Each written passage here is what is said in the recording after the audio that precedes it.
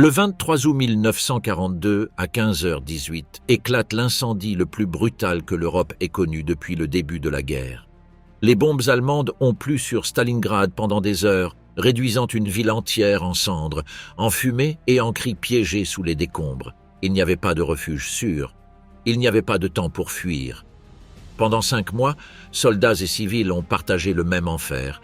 Ruines en feu, corps gelés, hallucinations dues à la faim, amputations sans anesthésie et tirs amis. Quand il n'y avait plus de balles, ils se battaient avec des pelles, des couteaux ou à main nue. Ceux qui tentaient de fuir étaient abattus par leur propre armée. Ceux qui sont restés ont pourri vivants. Quels actes brutaux les soldats allemands ont-ils commis? Quels ordres les commandants soviétiques ont-ils reçus après le bombardement? Quelles horreurs ont été commises pour survivre? Le feu du ciel, le bombardement de Stalingrad. Avant que les combats ne commencent dans les rues, Stalingrad brûlait déjà. Ce qui était censé être une ville forteresse soviétique s'est d'abord transformé en piège à feu depuis les airs. Ce n'était pas un bombardement conventionnel. Il s'agissait d'une opération systématique de dévastation totale, lancée par la Luftflotte 4 sous le commandement du général Wolfram de Richthofen. En quelques heures seulement, le paysage urbain a changé de façon irréparable. La ville a été attaquée par plus de 1500 sorties de combat en une seule journée. Les bombardiers allemands ont largué près d'1 millier de tonnes d'explosifs et de charges incendiaires sur une zone urbaine densément peuplée, triplant la force utilisée contre Rotterdam 2 ans plus tôt. Les objectifs initiaux étaient moins militaires, mais la nature de l'attaque, son volume et son intensité ont produit des destructions sans distinction. Ce qui a commencé comme une attaque tactique s'est rapidement transformé en extermination urbaine. Les quartiers nord et central, construits en grande partie en bois, ont été rasés en quelques minutes. Des bombes incendiaires, dont beaucoup étaient chargées de phosphore, ont provoqué des incendies qui n'ont pas pu être éteints. La plupart des systèmes de confinement se sont effondrés au cours de la première heure. Des bombes de grande puissance ont fait s'effondrer des toits, des murs et des sous-sols entiers, ensevelissant des milliers de personnes sous leurs pieds. À 70 km de distance, des témoins ont observé une colonne de fumée s'élevant à près de 3 km de hauteur au-dessus de l'horizon. C'était le résultat direct d'une stratégie d'anéantissement qui, au-delà de l'impact physique, cherchait à briser la volonté de la ville avant l'entrée de la 6e armée allemande. L'une des cibles les plus durement touchées fut la gare centrale, essentielle au mouvement logistique soviétique. Cependant, le manque de précision du lancement à haute altitude a eu pour conséquence que des écoles, des hôpitaux et des abris antibombes ont été touchés directement. Les conduites d'eau ont éclaté, l'électricité a été coupée et les communications ont été interrompues en quelques heures. Les camions de secours qui ont survécu au premier bombardement n'ont pas pu avancer. Les rues étaient devenues un champ de cratères. Les données sur les victimes civiles ont été, dès le début, un sujet de controverse. Les autorités soviétiques ont minimisé l'impact de cette situation, mais des rapports ultérieurs du NKVD et du Conseil militaire ont estimé entre 40 000 et 70 000 morts au cours des 3 premiers jours. Il s'agit de l'un des nombres les plus élevés de morts civiles dus au bombardement dans l'histoire militaire moderne. Paradoxalement, le plan visant à affaiblir la résistance soviétique a eu l'effet inverse. Les ruines non seulement n'ont pas facilité l'avancée allemande, mais ont créé le cadre idéal pour une guerre urbaine brutale. Des usines effondrées, des tunnels souterrains, des vestiges de maisons et des égouts sont devenus des positions défensives naturelles. À partir de ce moment-là, Stalingrad cessa d'être une ville. Cela devint un piège pour l'envahisseur. Le dernier raid aérien majeur a eu lieu le 27 août. 300 tonnes supplémentaires d'explosifs sont tombées. À ce moment-là, le haut commandement allemand avait déjà déclaré Stalingrad zone morte. Mais à l'intérieur de cette zone, des centaines de milliers de civils et de combattants sont toujours présents. La ville continuait de brûler et le pire n'était pas encore arrivé. L'enfer parmi les ruines, combat au corps à corps dans la ville détruite, la transformation de Stalingrad en un désert de décombres a fondamentalement modifié la nature même de la guerre. Les tactiques traditionnelles du champ de bataille sont devenues obsolètes à mesure que le combat s'est transformé en une lutte primitive pour la survie dans un labyrinthe de ruines. Les combats urbains qui ont eu lieu pendant la bataille ont atteint un niveau de férocité sans précédent dans la guerre moderne. Les Soviétiques ont mis en œuvre ce qu'ils ont appelé des tactiques de microdéfense. Les bâtiments étaient fortifiés étage par étage, chaque niveau fonctionnant comme une position défensive indépendante. Les soldats ont créé des passages internes à travers les murs, permettant de se déplacer entre les pièces et les bâtiments sans être exposés aux rues. Ces routes de rats permettaient aux troupes soviétiques de lancer des attaques surprises, de redéployer des forces ou de tendre des embuscades aux attaquants sous des angles inattendus. Selon les documents militaires soviétiques, les défenseurs ont fait un usage intensif d'engins explosifs improvisés, grenades placées dans les portes, mines cachées sous les planchers et charges explosives attachées à des objets du quotidien. Une seule avancée allemande à travers un bâtiment pouvait déclencher plusieurs pièges, infligeant de lourdes pertes dans des espaces confinés où l'évacuation était presque impossible. Certains endroits sont devenus des zones de massacre particulièrement tristement célèbres. Mamaïev-Kurgan, une colline stratégique qui offrait une visibilité sur une grande partie du front urbain, a changé de main au moins 14 fois entre septembre et novembre 1942. Les fouilles d'après-guerre ont révélé plus de 34 000 corps dans cette seule zone, la plupart montrant des signes de mort par des tirs à courte portée, des fragmentations de grenades ou des explosions directes. Les secteurs industriels, notamment l'usine de tracteurs Dzerzhinsky, l'usine sidérurgique Octobre Rouge et l'usine Barricade, sont devenus des champs de bataille apocalyptiques. Ces complexes industriels massifs, avec leur réseau de tunnels, de sous-sols et de machines lourdes, offraient d'innombrables positions défensives. Les Allemands qui s'emparaient d'une partie d'une usine se retrouvaient souvent attaqués par les forces soviétiques qui occupaient les ateliers adjacents ou les étages supérieurs. Les combats rapprochés dans le paysage dévasté de Stalingrad ont favorisé l'utilisation systématique d'armes conçues pour l'annihilation à courte portée. L'un des exemples les plus terrifiants fut l'utilisation de lance-flammes par le 305e régiment allemand lors de l'offensive d'octobre, notamment dans les secteurs industriels où les sous-sols, les couloirs et les tunnels facilitaient les embuscades soviétiques. Le Flammenwerfer 35 et son successeur, le modèle 41, ont été utilisés pour nettoyer des abris souterrains, provoquant des incendies incontrôlables dans des bâtiments déjà partiellement effondrés. Des témoins soviétiques ont rapporté des scènes où le feu s'est propagé à travers des poutres imbibées de graisse industrielle, transformant des usines entières en pièges infernaux. Les Soviétiques, pour leur part, ont déployé des mortiers de 82 mm et des canons à courte portée depuis l'intérieur de structures civiles, profitant de leur connaissance du terrain.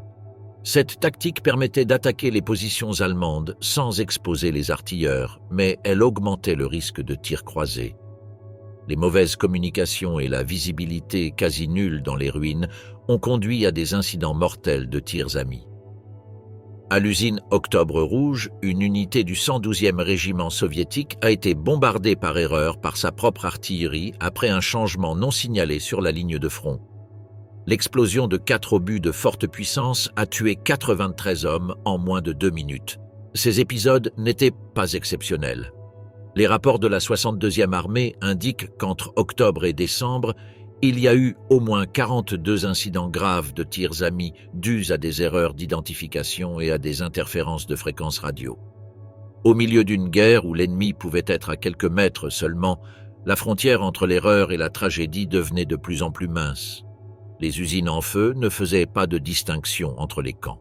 Seuls des corps carbonisés sous les poutres tordues. Les distances de combat ont été réduites à quelques mètres.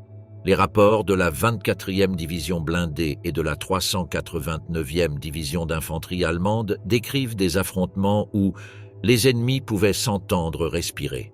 Au cours d'une offensive allemande du 13 au 18 octobre, plus de 3000 victimes ont été recensées dans le seul périmètre de l'usine de tracteurs. La contre-attaque soviétique qui suivit, au cours de laquelle des parties du bâtiment furent reprises, fit 2200 victimes supplémentaires. La nature confinée du combat urbain a forcé des adaptations. Lorsque les munitions se faisaient rares, les soldats avaient recours à des armes primitives. Les rapports médicaux soviétiques ont documenté des décès causés par des outils de construction, des pelles, des marteaux et des barres de fer. Les unités d'assaut et les bataillons pénitentiaires soviétiques menaient souvent des attaques où le contact physique avec l'ennemi devenait la seule option viable après avoir épuisé les munitions.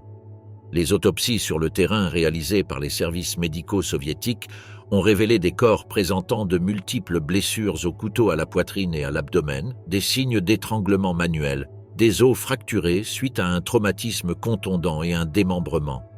Dans environ 7% des cas analysés, les décès sont survenus lors d'affrontements non armés. L'intensité des combats rendait presque impossible la récupération des morts. Le commandant du 11e corps d'armée allemand, le général Karl Strecker, écrivait en janvier 1943 « Nos morts font désormais partie du terrain. Il n'y a plus de séparation entre le sol et les restes humains. » Les corps s'entassaient dans les rues, les cages d'escalier et les usines, créant des barrières physiques que les combattants utilisèrent comme couverture. Dans de nombreuses zones, les cadavres étaient empilés sur plus d'1 mètre de hauteur. Les photographes de propagande militaire allemands ont documenté des tranchées formées avec des sacs de sable et des corps gelés, utilisés comme parapets dans les zones exposées. Cette réutilisation macabre des morts, bien que n'étant pas une politique systématique, est née de l'impossibilité d'un enterrement ou d'une évacuation convenable. La présence continue de corps en décomposition a contribué à la propagation de maladies. Selon les rapports du département médical du groupe d'armée sud, le typhus, la dysenterie et la septicémie ont été détectés sur tout le front urbain. L'impact psychologique sur les soldats survivants fut dévastateur, créant un champ de bataille où les vivants coexistaient avec des rappels constants de la mort. Cette forme de guerre radicalement nouvelle a créé son propre lexique parmi les combattants. Les soldats soviétiques appelaient ces petits groupes de combat des groupes de chasse, tandis que les Allemands appelaient la bataille Rattenkrieg, guerre des rats. Les unités d'assaut soviétiques ont développé des techniques spécialisées. La Minute Stalingrad impliquait un assaut coordonné de 60 secondes provenant de plusieurs directions, conçu pour dérouter les unités allemandes dans des espaces confinés. Le général soviétique Tchouikov a mis en œuvre le concept de défense active, qui impliquait des contre-attaques constantes à petite échelle pour empêcher les Allemands de consolider leur position.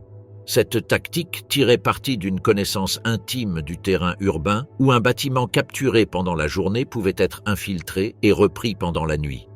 Le résultat était un front fluide où les lignes de bataille se déplaçaient de quelques mètres et non de quelques kilomètres, et où des positions apparemment sûres pouvaient devenir des pièges mortels en quelques heures. La composante humaine de ce combat urbain dépassait les limites normales de l'endurance. Les soldats des deux camps ont combattu dans des conditions d'épuisement extrême, de manque de sommeil et de faim.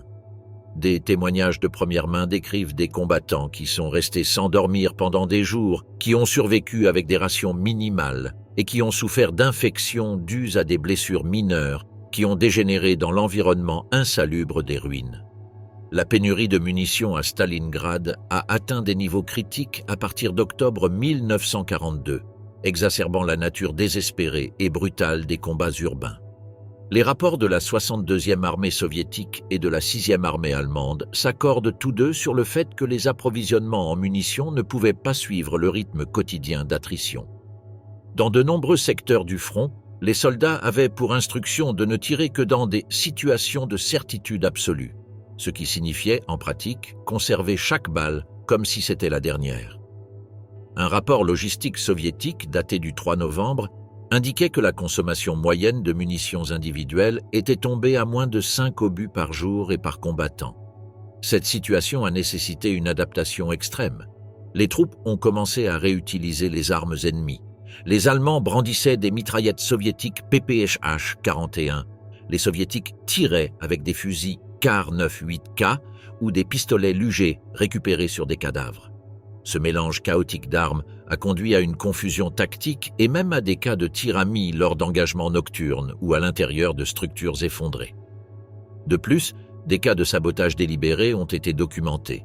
Des munitions ennemies modifiées pour rater leur tir ou exploser à l'intérieur de l'arme, insérées intentionnellement dans des chargeurs abandonnés par des escouades en retraite.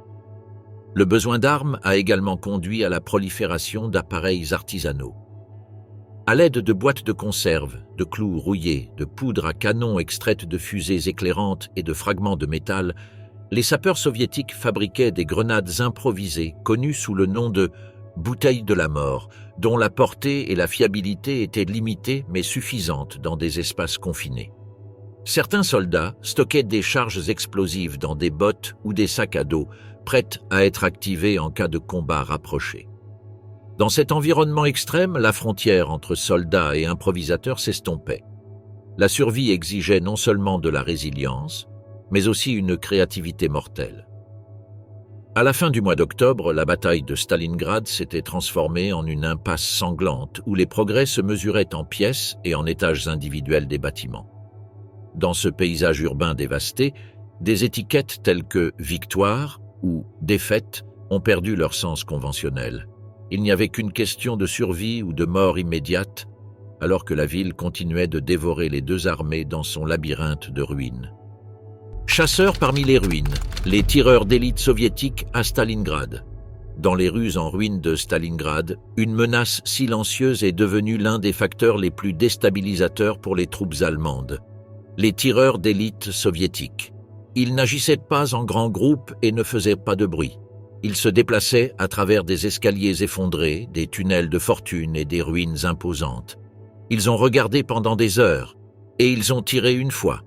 L'organisation des tireurs d'élite était une réponse directe au combat urbain. Les divisions de l'armée rouge déployaient des paires composées d'un tireur et d'un observateur.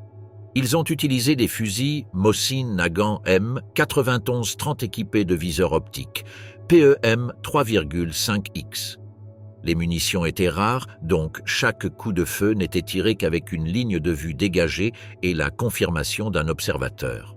Le plus célèbre était Vassili Zaïtsev, membre de la 284e division de fusiliers.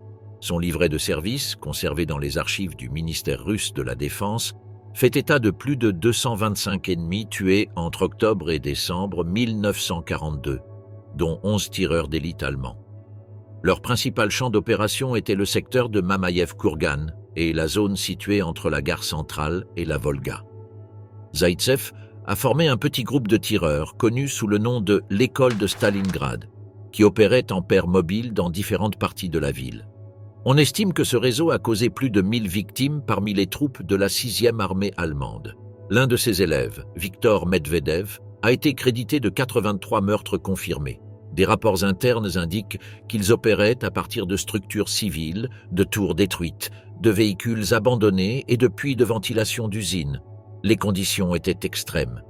Le froid les obligeait à rester immobiles pendant des heures, même avec les membres gelés. Les radios n'étaient pas utilisées.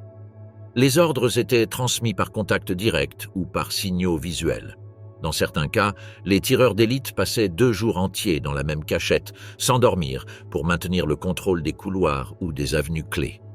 L'effet psychologique sur les troupes allemandes fut immédiat. Les rapports du 24e corps d'armée allemand mentionnent l'impossibilité d'avancer de plus de 100 mètres sans subir de pertes dues à des tirs de précision. Dans des zones comme l'usine Barricade ou les entrées de la gare centrale, les mouvements ont été paralysés pendant des jours en raison du contrôle visuel absolu des tireurs soviétiques. La réponse allemande fut la formation d'équipes de chasse aux tireurs d'élite qui utilisaient des jumelles à longue portée et des tactiques d'appâtage. Dans de nombreux cas, un soldat se portait volontaire pour traverser une rue en uniforme usé, feignant la vulnérabilité. L'objectif était de détecter l'éclair des tirs soviétiques et de répondre par un tir immédiat depuis au moins 2 positions de flanc. Cette tactique a permis d'éliminer plusieurs tireurs, mais a également causé de nombreuses pertes allemandes en raison d'erreurs de calcul. Il y avait aussi des femmes tireuses d'élite à Stalingrad. Parmi les plus reconnues figurent Nina Pavlyuchenkova et Tania Chernova, toutes deux formées dans des académies militaires avant le conflit. Chernova a travaillé dans la même équipe que Zaïtsev pendant plusieurs semaines. Civils pris au piège, la faim et la mort sous les décombres. Tandis que les forces militaires s'affrontaient parmi les ruines, une tragédie parallèle et moins visible se déroulait sous terre. Des milliers de civils, femmes, enfants et personnes âgées, étaient pris au piège dans une ville devenue un champ de bataille. Son histoire de survie représente l'un des chapitres les plus déchirants de la bataille de Stalingrad. Lorsque le siège a commencé, il restait environ 400 000 civils dans la ville. L'évacuation tardive et incomplète, ordonnée seulement après le début des bombardements, a laissé des dizaines de milliers de personnes piégées lorsque les Allemands ont coupé les voies d'évacuation vers l'ouest. En octobre 1942, les civils survivants cherchèrent refuge principalement dans des sous-sols, des tunnels de service et des structures souterraines de fortune dans le paysage urbain détruit. Les conditions dans ces abris étaient indescriptibles. Les rapports du NKVD documentant la situation civile décrivent des espaces non ventilés où jusqu'à 50 personnes étaient entassées dans des pièces conçues pour le stockage. Le manque d'installations sanitaires a rapidement conduit à des épidémies.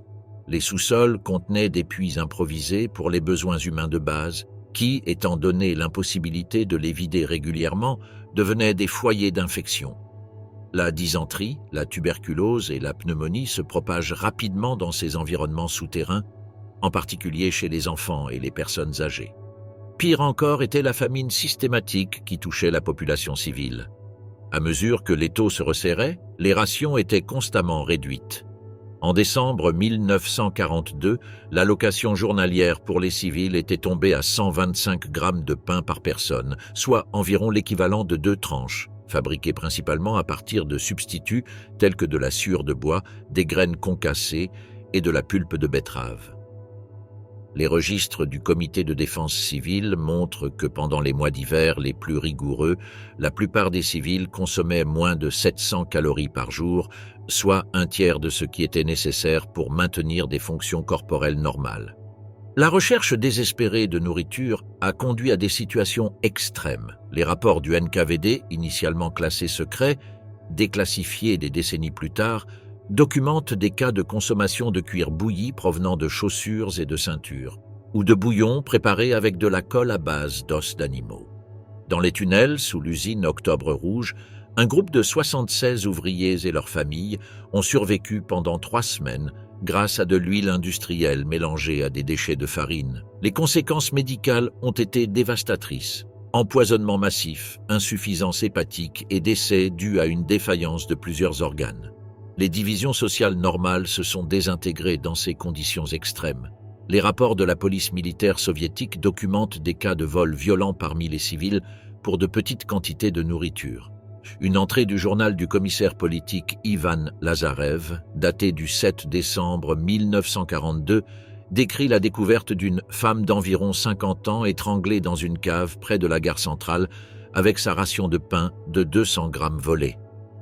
De tels incidents sont devenus si courants que des unités spéciales du NKVD ont été chargées de surveiller les points de distribution de nourriture. Le traumatisme psychologique subi par les civils pris au piège a été profond et durable, se manifestant particulièrement sévèrement parmi les plus vulnérables. Les médecins militaires soviétiques ont documenté le syndrome du refuge, caractérisé par une peur paralysante des espaces ouverts, un comportement régressif et un mutisme sélectif, en particulier chez les enfants qui avaient passé des mois dans une obscurité quasi totale. Les dossiers médicaux révèlent que de nombreuses personnes ont développé une cécité sélective ou une surdité fonctionnelle comme mécanisme de défense. Cette situation était encore plus dévastatrice pour les mères de jeunes enfants, avec un taux de mortalité infantile dépassant 75% au cours de l'hiver 1942 403. Les mères affaiblies par la malnutrition ne pouvaient pas produire suffisamment de lait maternel, tandis que le manque de substituts appropriés entraînait des décès massifs par famine, selon des journaux retrouvés décrivant des tentatives désespérées de nourrir les bébés avec de la pulpe de papier bouilli ou des extraits d'écorce. La structure familiale traditionnelle s'est effondrée sous la pression extrême du siège. Les archives du département des affaires sociales du front de Stalingrad documentent de nombreux cas d'abandon de personnes âgées, considérées comme des bouches inutiles lorsque la nourriture devenait extrêmement rare. Ces cas de sélection familiale forcée représentaient des traumatismes psychologiques supplémentaires qui perdureraient longtemps après la fin de la bataille. En janvier 1943, lorsque la contre-offensive soviétique a commencé, les civils survivants avaient passé plus de 5 mois dans des conditions inhumaines. Les rapports médicaux de la 62e armée soviétique indiquent que de nombreux soldats présentaient des signes avancés de scorbut, de pélagre et de rachitisme en raison de carences vitaminiques graves et prolongées. Les équipes médicales qui sont entrées pour la première fois dans les abris civils après la libération ont décrit des silhouettes fantomatiques, à peine reconnaissables comme humaines, présentant une perte musculaire extrême, et une apathie profonde.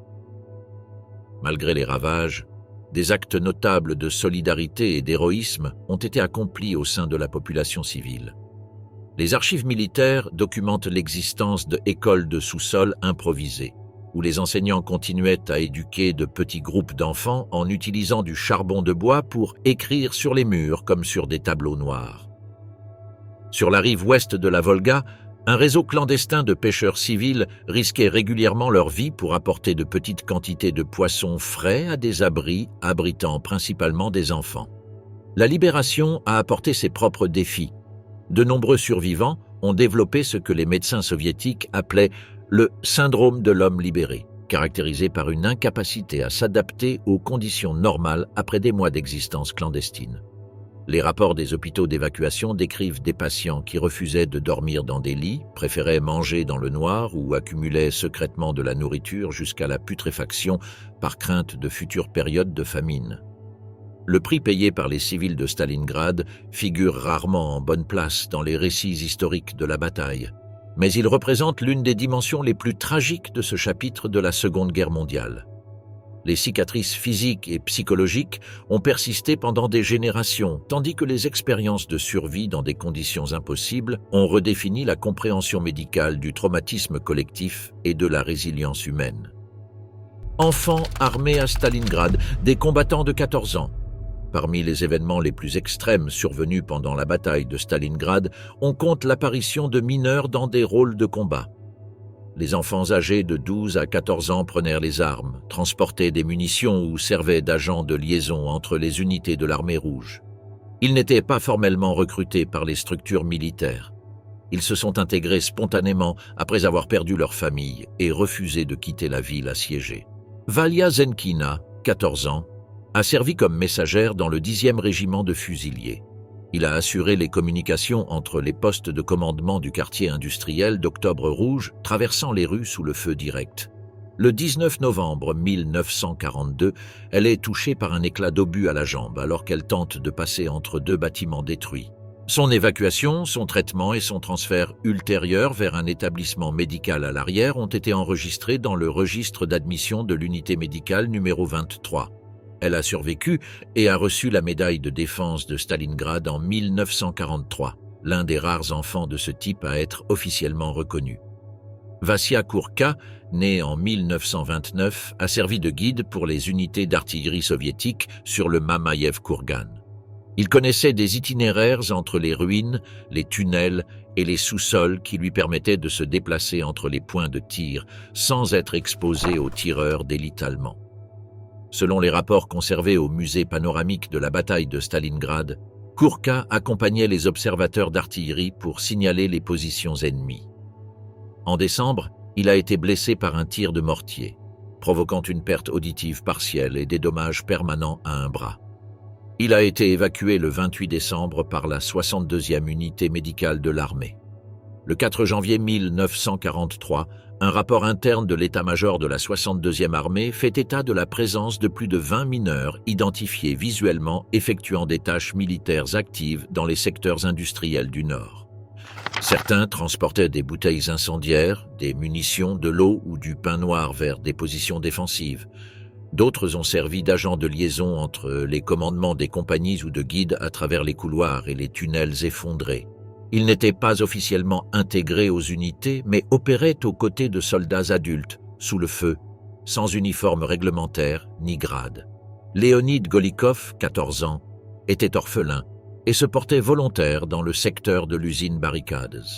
Leur tâche consistait à transporter des caisses de grenades à main et de cartouches de fusil d'un entrepôt de fortune jusqu'à une position de mitrailleuse au 2e étage d'une structure partiellement détruite. Lors d'un bombardement, il est touché par l'artillerie allemande. Les archives des archives militaires d'État russes, RGVA, conservent le rapport chirurgical correspondant à son cas qui documente l'amputation traumatique de sa jambe droite. Il a été évacué vers un hôpital de Saratov où il est resté 2 mois en convalescence.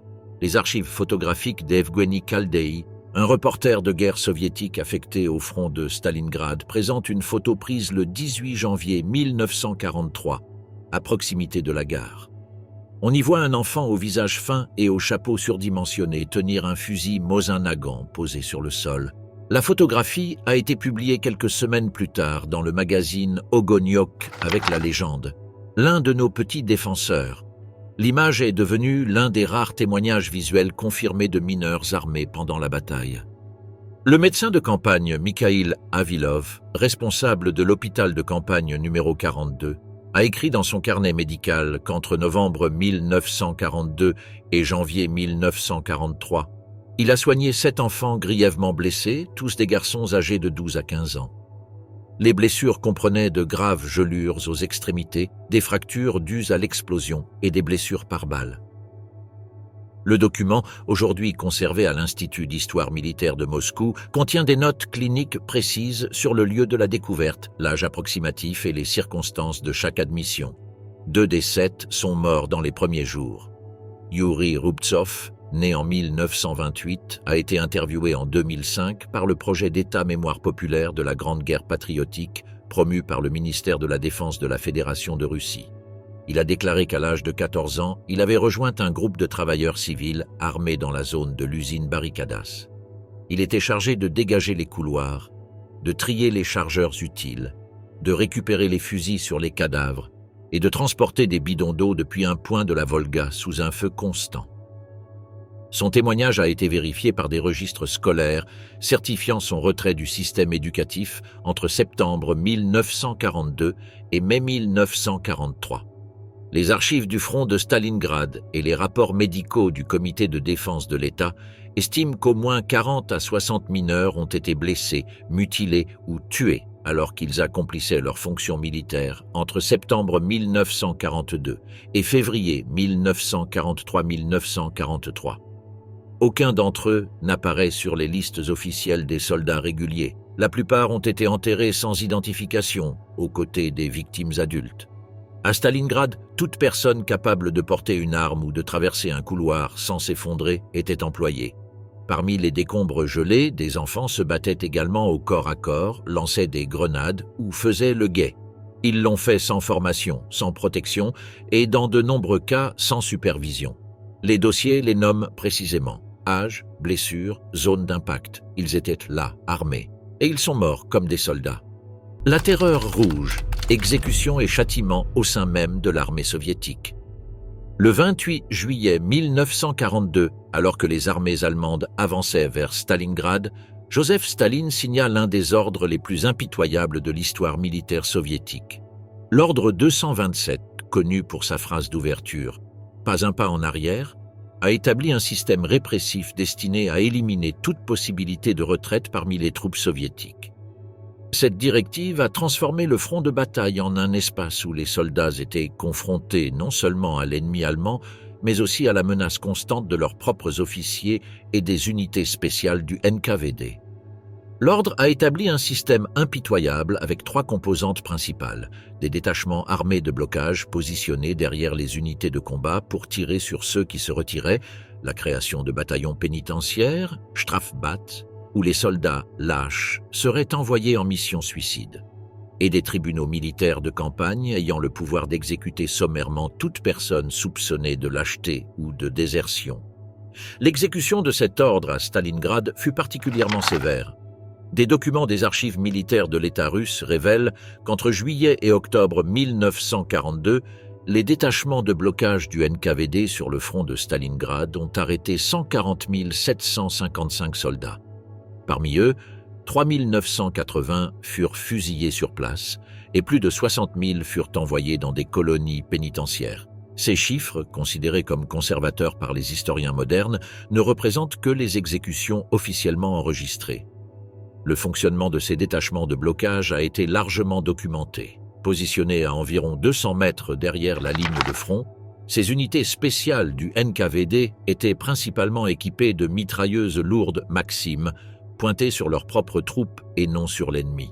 Un rapport du NKVD daté du 20 septembre 1942 décrit comment, lors d'une attaque allemande sur le secteur nord de la ville, le détachement de blocage 38 a ouvert le feu sur un groupe d'environ 115 soldats qui quittaient leur position sans autorisation, tuant 21 personnes et forçant les autres à retourner à leur position. Les bataillons pénitentiaires constituaient une autre dimension du système répressif. Constitués de soldats considérés comme politiquement suspects ou coupables d'infractions mineures, ces unités étaient affectées aux missions les plus dangereuses. Selon les documents du ministère soviétique de la Défense, entre août 1942 et février 1943, environ 30 000 soldats ont été envoyés dans des bataillons pénitentiaires dans le seul secteur de Stalingrad. Ces unités ont subi un taux de perte de 80% lors de leur première action de combat. La fonction principale de ces bataillons était de servir de chair à canon. Les rapports opérationnels de la 62e armée décrivent comment ils étaient utilisés pour nettoyer les champs de mines en avançant en ligne sans détecteur, pour reconnaître des positions fortifiées sans soutien ou pour attirer le feu ennemi et révéler des emplacements de mitrailleuses. Un document de l'état-major général du front de Stalingrad, daté du 12 octobre 1942, ordonne au commandant d'un bataillon pénal d'avancer frontalement contre la position fortifiée de la colline 102 pour déterminer le volume et l'emplacement des tirs ennemis. L'unité a été anéantie en 15 minutes. La sélection de ces bataillons combinait des critères militaires et politiques. Un rapport du département spécial du NKVD, daté de septembre 1942, indique que 48% des personnes assignées aux unités pénales étaient accusées de lâcheté ou de automutilation pour échapper au combat, tandis que 37% étaient soupçonnés d'expression défaitiste ou de propagande anti-soviétique. Les 15% restants étaient des criminels de droit commun et des prisonniers politiques à qui l'on avait offert la rédemption de leur culpabilité par le sang. Les tribunaux militaires de campagne représentaient le troisième pilier du système répressif. Opérant directement sur le front, ces tribunaux, composés d'un commissaire politique, d'un officier du NKVD et d'un commandant militaire, pouvaient prononcer des condamnations à mort qui étaient immédiatement exécutées. Les archives des tribunaux militaires indiquent qu'entre août et novembre 1942, plus de 1200 soldats ont été jugés et exécutés par ces tribunaux mobiles dans le seul secteur sud de Stalingrad. La procédure judiciaire a été extrêmement brève. Un mémorandum du procureur militaire en chef du front de Stalingrad stipule que les affaires doivent être résolues dans les 24 heures suivant le signalement de la violation et les peines doivent être exécutées dans les 2 heures. Les crimes passibles d'exécution comprenaient non seulement la désertion ou la reddition, mais aussi des infractions mineures telles que perdre son arme de service, dormir pendant un tour de garde ou exprimer des doutes sur la victoire soviétique. Un cas particulièrement bien documenté s'est produit le 27 septembre 1942, lorsque le tribunal de la 64e division a ordonné l'exécution de 17 soldats qui ne se sont pas présentés au point de rendez-vous lors d'une contre-attaque nocturne. L'enquête qui a suivi a révélé que la plupart d'entre eux s'étaient perdus dans l'obscurité parmi les ruines, mais le tribunal a jugé que leur absence constituait un manquement au devoir au combat. Ils ont été fusillés à l'aube devant leurs camarades, pour l'exemple. La brutalité de ce système répressif s'est traduite par des cas extrêmes de feu disciplinaire. En septembre 1942, lors d'une attaque allemande sur Mamayev-Kourgan, un détachement de blocage du NKVD a ouvert le feu sur un bataillon entier du 282e régiment d'infanterie en retraite, tuant plus de 60 soldats. L'événement a été enregistré dans le rapport officiel comme « mesures armées pour contenir le retrait ». Cette volonté de tirer sur des formations amies était appuyée par des directives de l'état-major. Un document classifié du département des opérations de la 62e armée, daté du 15 octobre 1942, autorisait explicitement l'artillerie à ouvrir le feu sur toute concentration d'uniformes soviétiques se retirant sans autorisation. Les artilleurs recevaient des tables des coordonnées exactes de leur propre ligne défensive secondaire afin qu'ils puissent diriger des tirs correctifs contre elles si nécessaire. Les unités du NKVD n'étaient pas seulement chargées de prévenir les désertions, mais également de surveiller le comportement politique. Des rapports de la branche spéciale indiquent qu'environ 500 officiers de l'armée rouge ont été exécutés à Stalingrad pour manque d'esprit offensif ou pour avoir laissé parler leurs hommes de façon défaitiste. Le cas du major Kuznetsov, fusillé le 3 novembre 1942 pour avoir refuser de signaler l'évasion de 5 hommes de sa compagnie, illustre comment même les officiers n'étaient pas exemptés de cette vigilance. L'impact psychologique de ces mesures a été profond. Les journaux personnels retrouvés de soldats soviétiques à Stalingrad révèlent une peur constante non seulement de l'ennemi allemand, mais aussi des vestes bleues, un surnom donné aux agents du NKVD en raison de la couleur de leurs uniformes. Un soldat du 37e régiment de la garde écrivait en octobre « Nous sommes pris pour cible par les Allemands de front et par nos propres hommes de dos. Nous ne savons pas d'où viendra la mort. » L'efficacité militaire de ce système répressif a été largement débattue. Les rapports d'évaluation du commissariat à la défense indiquent que le taux de désertion sur le front de Stalingrad a diminué de manière significative entre juillet et novembre 1942, passant d'environ 4200 cas par semaine à moins de 1500. Cependant, des documents internes reconnaissent que de nombreuses unités sont devenues opérationnellement paralysées par la peur, incapables de prendre des initiatives tactiques par crainte d'interprétation punitive de leurs actions. En janvier 1943, lorsque la contre-offensive soviétique a piégé la 6e armée allemande, le système répressif avait coûté la vie à au moins 13 500 soviétiques, comme l'attestent les exécutions officielles, sans compter les décès causés directement par les tirs des détachements de blocage pendant les combats. Ces figures représentent une bataille parallèle, une guerre soviétique contre ses propres soldats, développée simultanément avec la lutte contre l'envahisseur allemand. Le dernier aspect macabre de ce système était les exécutions publiques comme spectacle disciplinaire.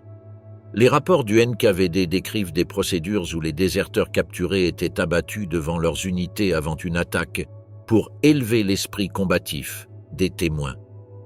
Un document du département politique de la 62e armée, daté de décembre 1942, rapporte les effets positifs sur le moral au combat, suite à l'exécution de 12 éléments instables devant 400 soldats en formation.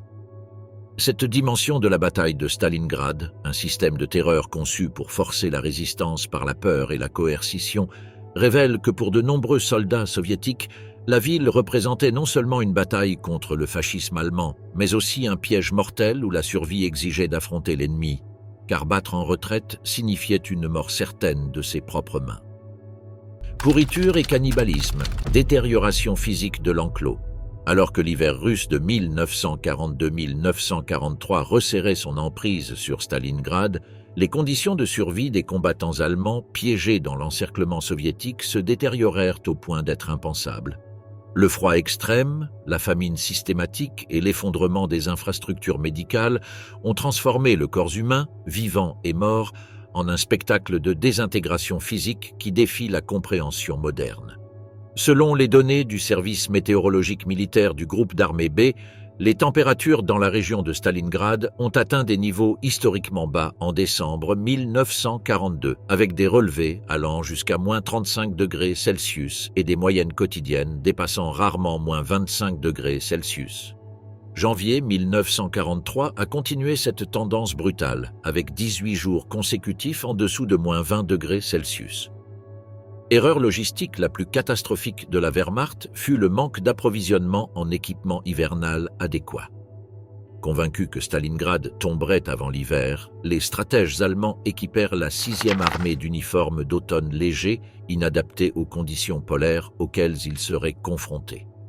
Les rapports du quartier-maître de la 6e armée, datés de novembre 1942, montrent que seulement 10% des troupes étaient équipées de bottes thermiques standards, tandis que pratiquement aucune unité ne disposait de gants spéciaux à 3 couches conçus pour les opérations dans l'Arctique.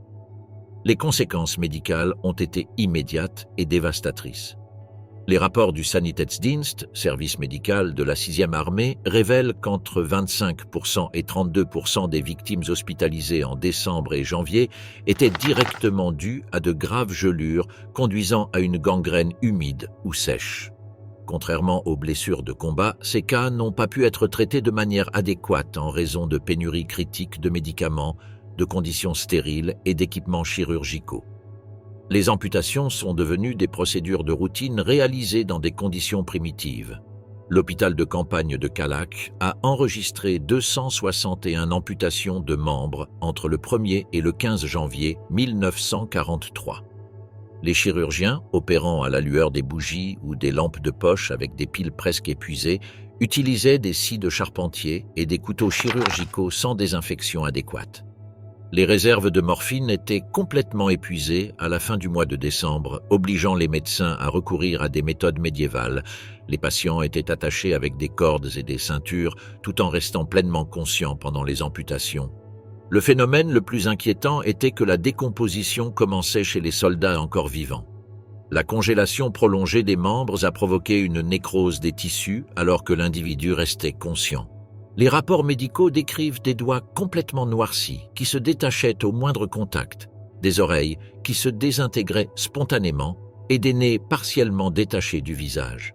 Un médecin de la 76e division d'infanterie a documenté des cas où des hommes perdent par inadvertance des parties de leurs membres, découvrant en retirant leurs bottes que plusieurs orteils étaient restés à l'intérieur. Des divisions entières ont été rendues incapables de fonctionner en raison d'une immobilisation physique causée par des gelures massives. Le rapport militaire numéro 2118/42 du groupe d'armée du Don décrit la 305e division d'infanterie comme complètement inopérante, avec plus de 60% du personnel souffrant de graves engelures et d'une gangrène généralisée. Alors que l'étau se resserrait et que les provisions étaient complètement épuisées, des cas documentés de cannibalisme commencèrent à apparaître parmi les troupes allemandes assiégées. Il ne s'agissait pas d'incidents isolés ou de rumeurs, mais d'événements méticuleusement documentés par l'armée rouge après la capitulation allemande. Les interrogatoires menés par le département spécial du NKVD sur les prisonniers capturés contiennent des aveux détaillés sur des pratiques cannibales organisées dans divers secteurs du périmètre. Les rapports soviétiques ont méticuleusement documenté les cas de cannibalisme parmi les troupes allemandes assiégées. Un document du 7 février 1943 décrit la découverte d'un hôpital de campagne improvisé où des corps partiellement démembrés ont été retrouvés à côté de preuves de préparation pour la consommation humaine. Des restes squelettiques, avec des marques de coupures nettes dans des pots de fortune et des fragments de tissus humains mélangés à du pain pour augmenter le volume. Le colonel Piotr Kazakov, commandant du 3e régiment médical, a noté que la viande avait été bouillie avec du pain humide et des résidus de café, observant que les coupes sur les corps montraient une précision chirurgicale, indiquant une connaissance anatomique dans l'élimination du tissu musculaire.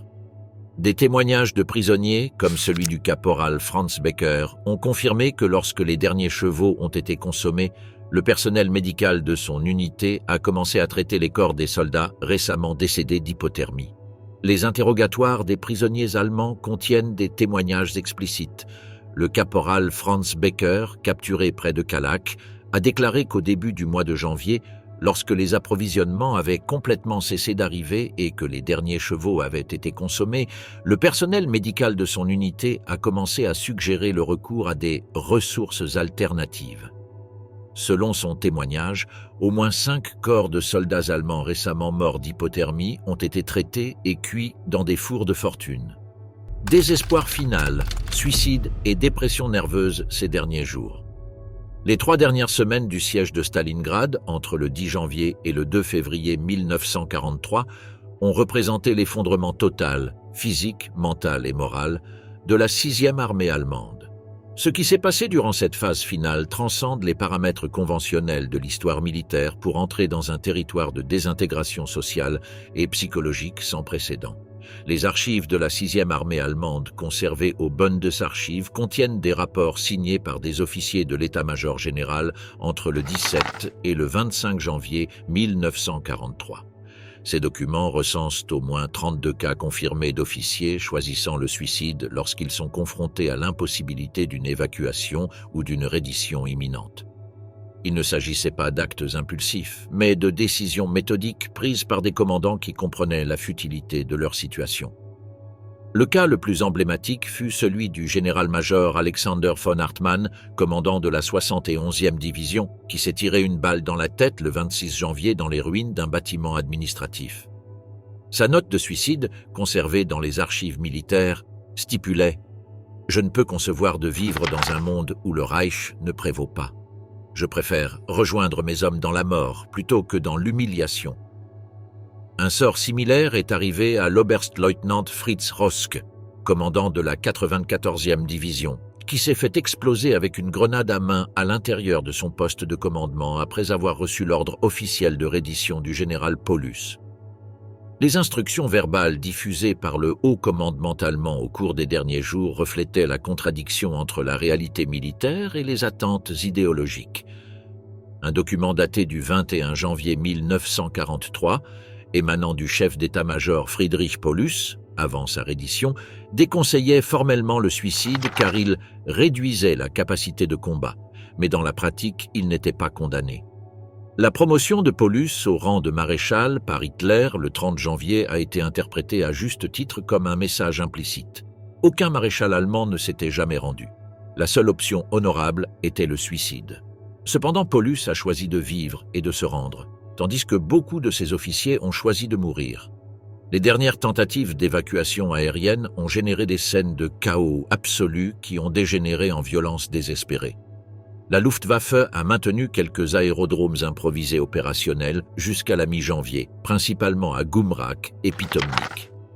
Les rapports opérationnels de la Luftflotte 4 détaillent qu'entre le 12 et le 20 et 1 janvier, au moins 19 incidents graves se sont produits lors d'évacuations, principalement des bousculades massives de soldats désespérés de monter à bord d'avions. Un rapport particulièrement détaillé décrit ce qui s'est passé le 18 janvier sur la piste d'atterrissage de Gumrak. Environ 200 blessés attendaient une évacuation ordonnée lorsqu'un Heinkel E-11 est apparu pour atterrir. Immédiatement, une quarantaine de soldats non autorisés ont pris d'assaut la piste, ignorant les tirs de la Feldgendarmerie. La foule a encerclé l'avion alors qu'il roulait encore, tentant de forcer l'entrée par les trappes latérales. Le pilote a interrompu le décollage, provoquant le retournement de l'avion alors qu'il tentait de virer sous le poids excessif du cockpit.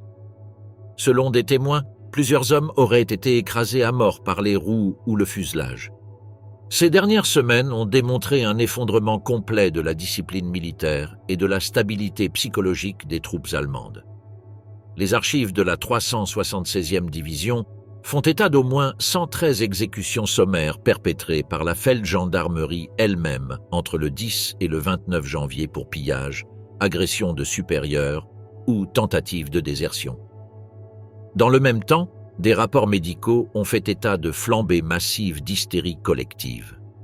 Le 25 janvier, le capitaine Erich Kroth, médecin militaire, a décrit des unités entières en état d'effondrement mental, avec des soldats hurlant de manière incontrôlable, riant ou pleurant sans stimulation apparente, ou affichant un comportement bizarre comme mordre à plusieurs reprises un morceau de métal comme s'il s'agissait de nourriture, symptômes provoqués par une combinaison de malnutrition extrême, de privation prolongée de sommeil, de températures inhumaines et de perte progressive de camarades.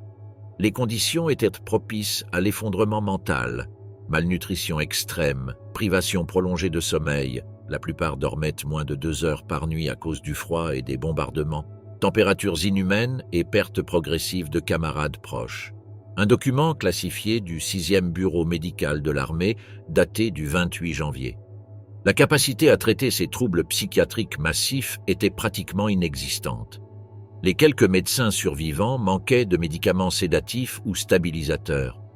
Un rapport de l'hôpital de campagne numéro 2 décrit comment les patients psychotiques étaient simplement isolés dans les coins du sous-sol, souvent attachés ou retenus avec des sangles de fortune et laissés sans contact humain pendant des jours. Dans les derniers jours, la chaîne de commandement a commencé à autoriser des mesures désespérées pour contenir l'effondrement psychologique généralisé. Des messages interceptés par les services de renseignement soviétiques et transcrits par le département de contre-espionnage du SMERSH indiquent que des ordres ont été donnés le 28 janvier pour neutraliser immédiatement les éléments déstabilisateurs qui répandent la panique ou des idées de reddition.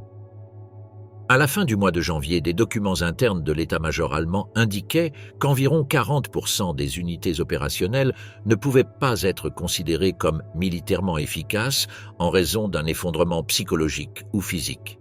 Une analyse du département des opérations datée du 29 janvier estimait que seulement 18 000 des quelques 90 000 hommes encore en vie dans l'encerclement conservaient une capacité de combat de base. Dans les derniers jours de l'encerclement, la désintégration de la 6e armée allemande n'était pas seulement mentale et logistique, mais structurelle. Entre janvier et février 1943, au moins 12 unités allemandes, principalement des compagnies d'infanterie, ont été officiellement signalées comme disparues sans laisser de traces. Ces cas ne sont pas dus à des confrontations directes ou à des redditions massives, mais à la simple évaporation de groupes entiers dans le chaos. Certaines de ces unités ont été retrouvées des semaines plus tard, congelées en position fétale dans des sous-sols ou des abris effondrés. D'autres n'ont jamais été localisées, même après les vastes campagnes de récupération soviétiques qui ont débuté au printemps. Un cas documenté est celui de la 8e compagnie du 516e régiment, rattaché à la 297e division, qui a disparu dans son intégralité lors d'une tentative de repositionnement entre l'usine Octobre Rouge et l'hôpital central. Le dernier message radio a été diffusé à 22h47 le 18 janvier. On n'a plus jamais entendu parler d'eux. Sa localisation est toujours étudiée dans les archives militaires allemandes et russes. Les conditions d'orientation étaient extrêmes, sans carte précise, sans visibilité due à la fumée ou à la neige, et avec un front en constante évolution, il était courant que les unités se perdent en traversant des zones minées, des ruines non signalées ou des lignes de tir non enregistrées. Certains corps de soldats allemands ont été retrouvés des semaines plus tard par des patrouilles soviétiques à plusieurs kilomètres du front actif, dans des cours d'école, des églises détruites ou même des abris civils, suggérant des voies d'évacuation chaotiques ou des décisions hasardeuses de commandants qui n'étaient plus mentalement stables. L'effondrement psychologique n'a pas seulement touché les rangs inférieurs. Un document du service médical allemand décrit comment, lors de récentes conférences d'état-major, plusieurs officiers supérieurs ont présenté des symptômes évidents de détérioration mentale avancée, discours incohérents, planification d'opérations impossibles, ou référence à des unités et des ressources inexistantes. Le rapport pointe spécifiquement du doigt 2 colonels qui ont continué à discuter de plans visant à briser l'encerclement en utilisant des divisions fantômes et des chars inexistants, démontrant ainsi une déconnexion totale avec la réalité. Hitler, dans un ultime acte symbolique reflétant sa propre déconnexion avec la réalité, envoya un message de félicitations à la 6e armée encerclée le 31 janvier. « En ces temps difficiles, mes pensées et celles de tout le peuple allemand vous accompagnent. Je ferai tout ce qui est en mon pouvoir pour vous soutenir dans votre combat héroïque. » À ce moment-là, la plupart des destinataires du message n'étaient probablement plus en mesure de comprendre son contenu. Le haut commandement brisé, Paulus, Schmidt et Seydlitz Kurzbach après la capitulation. Le 31 janvier 1943, Friedrich Paulus se rend à l'Armée rouge au quartier général de la 6e armée allemande, situé au sous-sol d'un grand magasin de Stalingrad. Il était accompagné de son chef d'état-major, le général Arthur Schmidt, et de l'officier de liaison Wilhelm Adam. La capitulation n'a pas été signée dans un acte formel, mais plutôt transmise par des ordres verbaux et des confirmations radio interceptées par les soviétiques.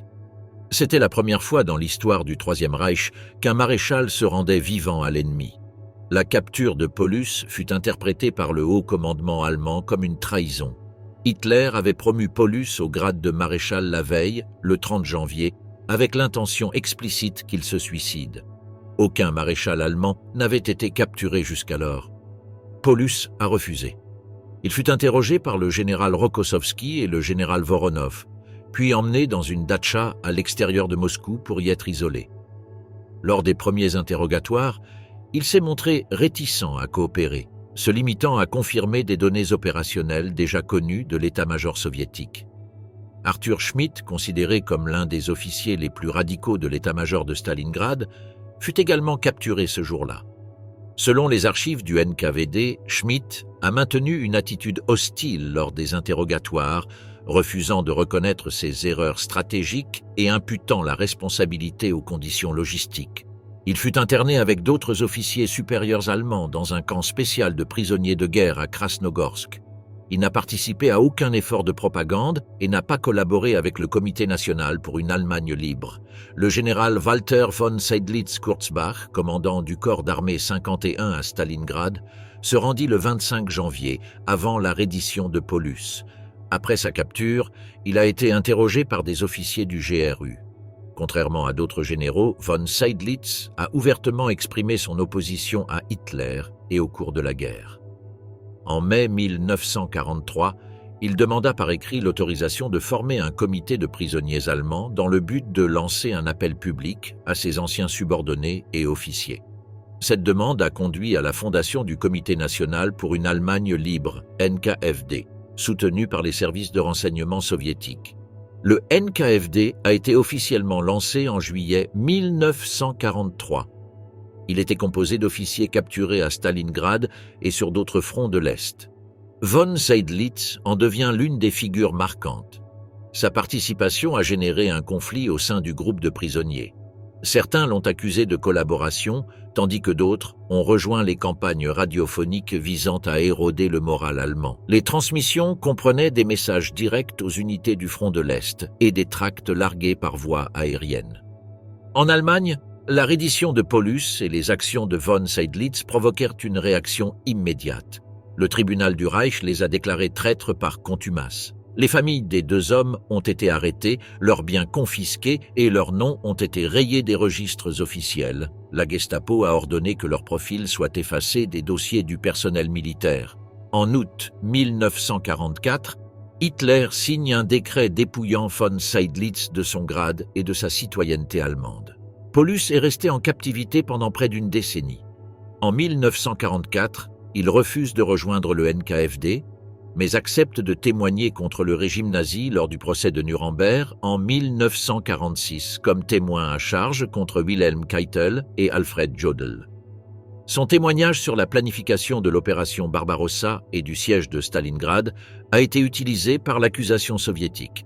Il fut libéré en 1953 après la mort de Staline et s'installa à Dresde, en République démocratique allemande. Il meurt en 1957 sous la surveillance du ministère de la Sécurité d'État. Arthur Schmidt fut libéré en 1955 après avoir refusé toute coopération avec les Soviétiques. Il est retourné en Allemagne de l'Ouest et n'a fait aucune autre déclaration publique sur son rôle dans la bataille. Il est décédé en 1987. Walter von Seydlitz reste en URSS jusqu'en 1955. À son retour en Allemagne de l'Est, il est rejeté par les autorités du nouveau régime qui se méfient de son profil conservateur. Il s'installe à Brême, en Allemagne de l'Ouest. Il décède en 1976 sans avoir retrouvé son grade militaire ni sa nationalité allemande. La reddition de ces trois généraux ne marqua pas seulement la fin opérationnelle de la 6e armée. Cela a également ouvert une fracture au sein du système militaire allemand. Pour la première fois, des hauts fonctionnaires ont publiquement rompu leur serment personnel envers Hitler. Cette rupture ne changea pas le cours de la guerre, mais elle créa un précédent. À Stalingrad, l'obéissance n'était plus absolue. Mémoire des ruines, corps sans nom et cicatrices éternelles. Lorsque l'écho des derniers coups de feu s'éteignit à Stalingrad le 2 février 1943, cela ne marqua pas la fin de la bataille, mais plutôt le début d'un nouveau chapitre. La confrontation avec la réalité physique choquante qu'elle avait laissée derrière elle. Une ville réduite à des squelettes de béton et d'acier abritait les restes de l'un des plus grands carnages de l'histoire moderne. Les premières exhumations systématiques commencèrent au printemps 1945, une fois que la situation générale sur le front de l'Est permit d'allouer des ressources à ces tâches. Le comité de défense de l'État de l'URSS a chargé des unités spécialisées de l'Armée rouge et des équipes médico-légales du ministère de la Santé de commencer la récupération des corps, en commençant par les endroits les plus critiques où la plus grande concentration de cadavres était estimée. Selon les rapports classés sous l'index 345/C12 du ministère soviétique de la Défense, plus de 16 000 corps soviétiques et allemands ont été récupérés au cours de cette première année. Le processus a immédiatement révélé l'ampleur du défi. La plupart des restes étaient méconnaissables, ayant été fragmentés par des explosions, brûlés par des incendies ou ayant subi une décomposition avancée après plus de 2 ans d'exposition aux éléments. Selon les documents de l'Institut médico-légal de Volgograd, anciennement Stalingrad, seulement 4% des restes exhumés entre 1945 et 1946 ont pu être identifiés positivement à l'aide de plaques d'identité, de documents personnels ou d'effets reconnaissables. Les autres ont été classés avec des numéros séquentiels et enterrés dans des fosses communes, souvent sans distinction de nationalité ou d'affiliation militaire. Les plus grandes concentrations de restes humains ont été découvertes dans des zones qui avaient été le théâtre de combats particulièrement intenses. Le Mamayev Kourgan, la colline stratégique qui a changé de main à plusieurs reprises au cours de la bataille, a livré plus de 17 000 corps entre 1945 et 1980. Les équipes de récupération ont trouvé des tranchées entières où des restes humains avaient fusionné avec le sol, formant des couches compactes d'os, d'équipements militaires et de terre durcie. Le complexe industriel de la ville, comprenant les usines Barricadi, Octobre Rouge et Tractor, abritait une autre concentration massive de victimes. Plus de 11 400 corps ont été retrouvés dans ces zones entre 1947 et 1991. La nature industrielle de ces espaces a créé des conditions de conservation uniques. De nombreux corps ont été enfermés entre des planchers effondrés ou dans des sous-sols inondés d'huile industrielle, ce qui a retardé leur décomposition et créé ce que les médecins légistes ont appelé une momification accidentelle. La zone autour de la maison de Pavlov, le célèbre bâtiment défendu avec ténacité par un petit groupe de soldats soviétiques, a révélé environ 3800 corps dans son voisinage immédiat, dont beaucoup étaient des civils non évacués qui avaient cherché refuge dans les sous-sols. Les rapports médico-légaux indiquent que la plupart des victimes sont mortes par asphyxie lorsque les incendies ont consommé l'oxygène disponible dans les espaces clos. Les campagnes de rétablissement se sont poursuivies tout au long des décennies. Dans les années 1970, à l'occasion du 30e anniversaire de la victoire soviétique, une opération spéciale a été menée dans les secteurs centraux de la ville. Ces travaux ont permis de découvrir 7200 corps supplémentaires, dont beaucoup ont été compactés dans des tombes improvisées au cours de l'hiver 1942-1403. Des rapports de terrain décrivent des découvertes particulièrement troublantes. Des corps figés en position fœtale, des cadavres encore enlacés, et des restes de nourrissons à côté d'adultes. Vraisemblablement des mères essayant de protéger leurs enfants jusqu'au bout. Chaque exhumation a fourni des informations précieuses non seulement sur les identités, mais aussi sur les circonstances précises du décès et les conditions extrêmes qui ont caractérisé la bataille. Les rapports du Comité de reconstruction du cimetière, CRVO, détaillent les objets retrouvés à côté des restes. Des plaques d'identification militaires allemandes, Erkennungsmark, souvent fragmentées par des impacts ou corrodées par une exposition prolongée. Uniformes partiellement conservés, notamment ceux des troupes soviétiques, dont les tissus durables et le climat sec de l'hiver russe ont permis la préservation des insignes et des marques de grade. Bottes complètes contenant des os du pied, conservées dans des fosses scellées par des gravats ou dans des caves sèches. Documents personnels calcinés, passeports internes soviétiques, livres de partis, cartes d'identité militaire, dont beaucoup portent encore des noms lisibles permettant des identifications tardives. Des objets personnels tels que des photographies de famille, des lettres, des montres et des alliances qui humanisaient les restes anonymes. Français.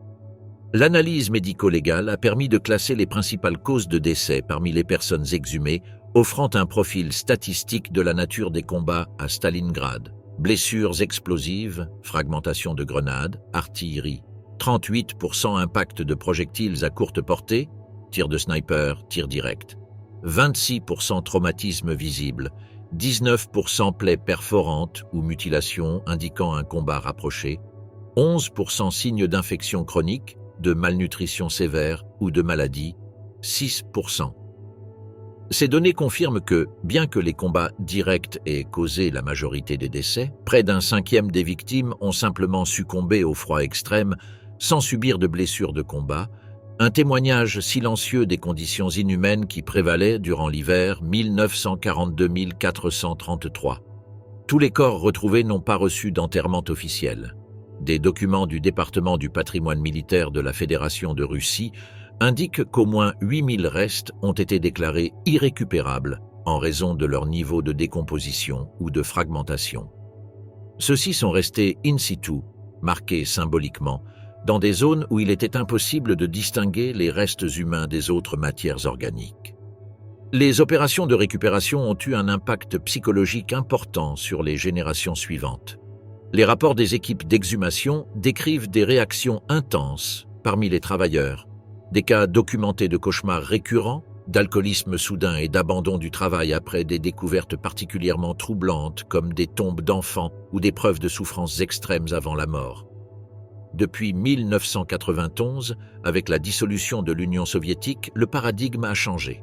Des organisations civiles comme Volgograd sans nom ont lancé de nouvelles campagnes de recherche, motivées moins par des obligations étatiques que par des considérations humanitaires et familiales. Ces efforts ont conduit à la découverte d'au moins 500 corps supplémentaires chaque année dans les zones rurales autour de Stalingrad, où les combats avaient été moins intenses mais tout aussi meurtriers. La destination finale des restes récupérés variait considérablement. Alors que les corps identifiables ont été déplacés vers des cimetières officiels comme Rossochki, à 35 km de la ville, qui abrite plus de 56 000 restes allemands et soviétiques, ou le complexe commémoratif de Mamayev-Kurgan avec sa tombe symbolique de 30 000 soldats soviétiques, pour la plupart non identifiés, des documents du département du patrimoine militaire indiquent qu'au moins 8 000 restes ont été déclarés irrécupérables, en raison de leur niveau extrême de décomposition ou de fragmentation. Ceux-ci sont restés in situ, marqués symboliquement, dans des zones où il était impossible de distinguer les restes humains des autres matières organiques. La bataille de Stalingrad ne s'est pas terminée en février 1943. Ses conséquences physiques, manifestées par les milliers de corps qui continuent d'émerger des entrailles de la Terre des décennies plus tard, constituent un rappel tangible que les conflits ne se terminent pas avec le dernier coup de feu. La ville moderne, bien que reconstruite et transformée, conserve dans son sous-sol le témoignage silencieux de ceux qui ont péri parmi ses ruines. Chaque découverte, chaque identification tardive, chaque objet personnel récupéré constitue non seulement une donnée historique supplémentaire, mais aussi un acte de restauration de la dignité de ceux dont la vie a été consumée dans l'une des batailles les plus dévastatrices que l'humanité ait jamais connues.